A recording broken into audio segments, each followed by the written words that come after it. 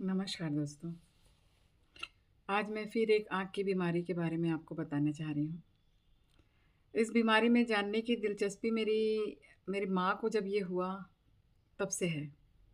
पर कभी ऐसा सोचा नहीं था कि इसके ऊपर भी मैं कोई जानकारी बना सकती हूँ।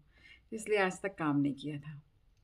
और जब ये यूट्यूब पर मैं कर रही हूँ, आँखों से रिलेटेड मैंने और भी वीडियोज़ डाले हैं, तो सोचा मोतियाबिंद के ऊपर भी एक वीडियो बना ही देती हूँ। तो दोस्तों, मोतियाबिंद जो है वो भी एक आँख की बीमारी है। और इस बीमारी में जो हमारी रेटिना यानी पुतली जिसे हम कहते हैं, ठीक है, उसके अंदर प्रोटीन जमा हो जाता है। इसकी वजह से जो सूर्य का प्रकाश है, जो हमारी रेटिना तक पहुंचता है, वो नहीं पहुंच पाता और हमें धुंधला दिखाई देता है, रंग फीके दिखाई देते हैं, ठीक, कभी-कभी ज़्यादा होने पर दिखाई भी नहीं देता है। तो इस बीमारी के लिए जैसा आप देख रहे हैं, आँखों में ये कहाँ पर होता है, स्क्रीन पर आपको दिखाई दे ही रहा है कि आँखों पर ये कहाँ पर होता है, कैसा दिखाई देता है। इन सभी के बारे में मैं आपसे चर्चा कर ही रही हूँ। दोस्तों, मोतियाबिंद जो बीमारी है, हमारे अनमोल रतन जो भगवान ने हमें दिया है 2 आँख, उसको प्रभावित करती है। प्रोटीन के जमाव से एक सफ़ेद झिल्ली जैसी आँख में बन जाती है, जो हमारे जो प्रकाश का कुंज है कहना चाहिए, जो सूर्य का प्रकाश है, जो रेटिना से पलटकर जब जाता है, जिससे हम किसी भी वस्तु की आकृति बनाते हैं, निर्माण करते हैं, वो बनना बंद हो जाता है ना?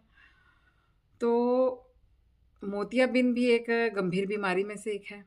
इसके लिए सर्जरी एक इलाज है और जनरली कुछ और दवाइयों से भी हो सकता है, लेकिन एक अंतिम इलाज कहना चाहिए इसका सर्जरी ही है।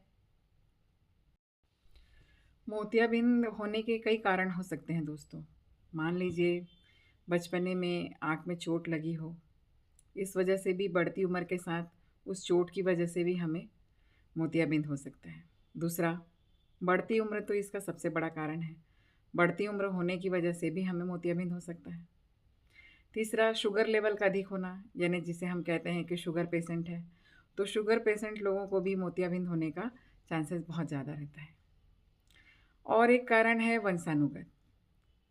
ये वंशानुगत भी किसी को हो सकता है, जो एक उम्र होने पर ही दिखाई देता है। तो उम्र-दराज लोगों में ही जनरली आपको मोतियाबिंद की परेशानी दिखाई देती है।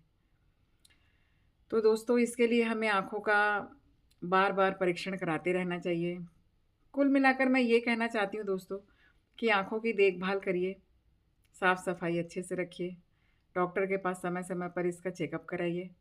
इन सारी सावधानियों से आँखों में जितने भी प्रकार की बीमारियाँ होती हैं, उन सब से बचा जा सकता है। दोस्तों, भगवान का दिया हुआ ये अनमोल तोहफ़ा है। सोचिए, अगर आप किसी भी वस्तु को देख नहीं पाएँगे, ज़िंदगी की खूबसूरती, दुःख, तकलीफ़ इन सबको सिर्फ़ महसूस कर रहे हैं, देख नहीं पाएँगे, तो कैसा लगेगा? तो मेरी सलाह मानकर या मेरी रिक्वेस्ट है आप सभी से कि अपनी आँखों को ध्यान दीजिए, अपनी आँखों का इलाज कराइए। कोई भी परेशानी है, तुरंत डॉक्टर से संपर्क करिए और इन सारी परेशानियों से बचिए। आगे मैं अपने इस वीडियो में बहुत सारे पिक्चर्स, लक्षण ये सब लगा रही हूँ। कृपा करके आप इन्हें सब देखिए और कमेंट में ज़रूर बताइए कि क्या ये जानकारी मेरे बताने योग्य थी और आपके जानने योग्य भी थी। नमस्कार।